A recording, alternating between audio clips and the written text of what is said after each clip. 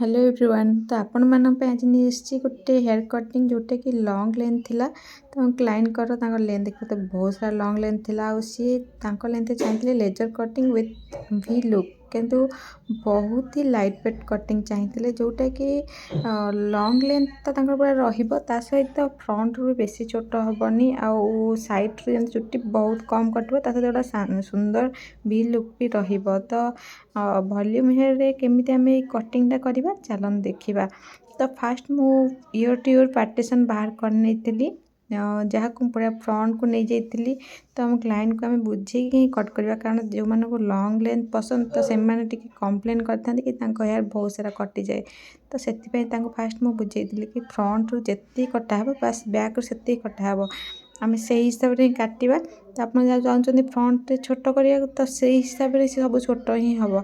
तो से कहते नहीं फ्रंट किसटा हेयर मुझे छोट करी ताको छाड़ दे बाकी हेयर को लंग रखिए जमीक फ्रंटा केवल से छाड़ापी चुटी रखी। तो सी टाइप किसी कट करी फ्रंट किसटा हेयर करी जोटा छोट पूरा करी। तो से खाली ओपन करने फ्रंट रे तापर मु साइड रू चुटी काटिया स्टार्ट करी। तो देख पाते फ्रंट छोट कर सी जोटा कि सी ओपन रखिए हेयर रे आउ लेंथ देख पाते लेंथ तो जमा भी भल ना डेनसीटी टिकटा खराब हो जाए किसीटा फ्रंट रे। तो से किसी हेयर आड करी ईयर पार्ट सहित सहित भल भाव कम कर देखिए हेयर फॉल भी बहुत सारा हो कारण सी नर्स रे अच्छा नाइट ड्यूटी नर्स रे प्रायतः ये सब प्रोब्लेम होता है बहुत सारा। तो से हेयर फॉल भी बहुत होता। तो बस मु लेंथ हिसाब से कटिंग स्टार्ट करते जो फास्ट काटी एत सारा हेयर। तो से पूरा डरी जाते कि ना एत चुटी काटनी स्टार्टिंग कटिंग सहित मिक्स करने पूरा मना ही करते। मुझे बुझे कि कटिंगटा सामान देखा जमती कि पूरा परफेक्टली आसो से हिसाब से आम काटा ना कि आप कहते जमी खाली फ्रंट रे काटिदेवा बैक रे अलग काटिदेवा पूरा अलग अलग देखा कटिंग जमा भी भल देखानी। तो से हिसाब से आम कटिंग करवा जमती कि परफेक्टली कटिंगटा आसो। तो स्टेप बाय स्टेप आम प्रत्येक हेयर को फ्रंट को लेकिन से हेयर सहित मर्ज कर कट करवा किंतु कटिंग करवा डिग्री हूँ आम रखा 45 डिग्री रे हेयर को 45 डिग्री रे फास्ट हेयर को कम करवा साइड को देखिए मुझे कम कर साइड को फ्रंट को बेसी नबानी साइड को नबा। तो कटिंग कला आम डिग्री ध्यान रखा और कटिंगटा आम करवा कईंच केमती खसे खसी करवा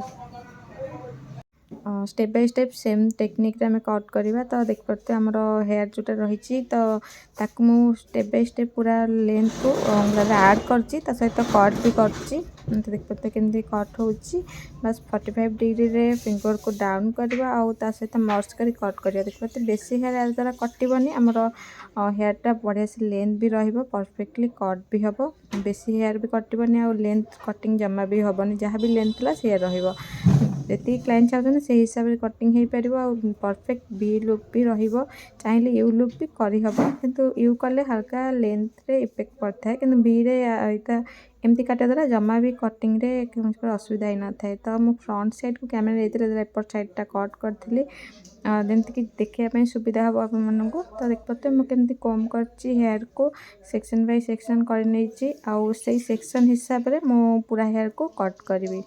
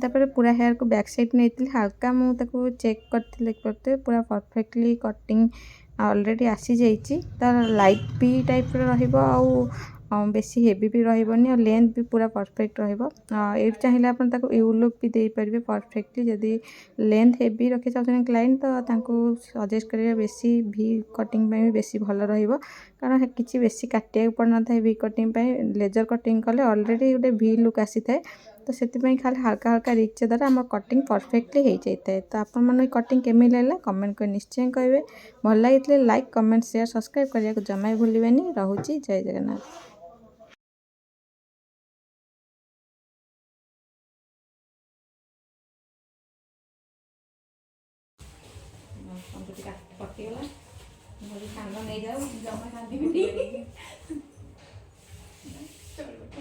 लेंथ रही साइड में कटियो।